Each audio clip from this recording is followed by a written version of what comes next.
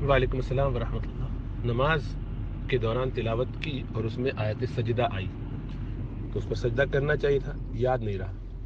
یا خیال سے نکلا اور یا پتہ ہی نہیں تھا، ذہن کہیں اور تھا،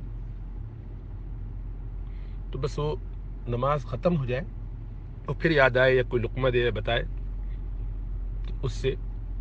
اس سجدہ تو ادا نہیں ہوگا، بعد میں ادا نہیں کیا جائے گا، بس اس پہ توبہ استغفار کرے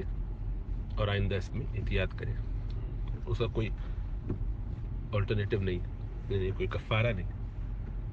کبھی ایسا ہوتا ہے کہ امام بڑے مجمع میں ہوتا ہے تو وہ سجدے کی جگہ رکوع ہی میں نیت کر لیتا ہے، تو اگر آپ امام نہیں ہیں اور جس نے کیا ہے آپ کو لگ رہا ہے کہ اس نے سجدہ نہیں کیا اور امام واقعتاً عالم ہے، سمجھدار ہے، تو وہ مسئلہ جانتا ہوگا، تو اس نے یہ دیکھا کہ مجمع زیادہ ہے اور اس صورت میں اگر شاید سب کو میں پہلے اعلان بھی نہیں کر سکا کہ آیت سجدہ پڑھوں گا اور لوگوں کو کنفیوژن ہوگی اگر میں سجدے میں چلا گیا، تو اب وہ اس شش و پنج میں تھا یا نیا امام تھا، تجربہ نہیں تھا، اندازہ نہیں تھا، تو یہ سوچ کے تو اس نے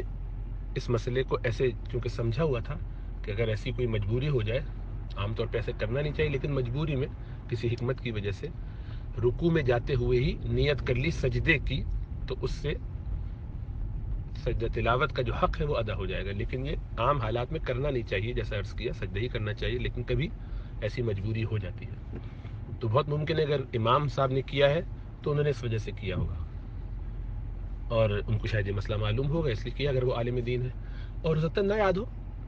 کوئی بات نہیں، بعد میں بھی توبہ ہی کرنی ہے، استغفار کرنی ہے، تو اب جا کے امام سے پوچھنے کی یا اس پہ بحث مباحثہ کرنے کی یا ان سے لڑنے کی، آپس میں بات چیت کرنے کی، کیسے امام یار بھول گئے، تو یہ سب باتیں فتنہ پردازی کی ہوتی ہیں، فتنہ انگیزی کی ہوتی ہیں، یہ سب نقصان دہ ہے، ایسی چیزوں سے بچنا چاہیے۔ اللہ سمجھ اور شعور عطا فرمائے۔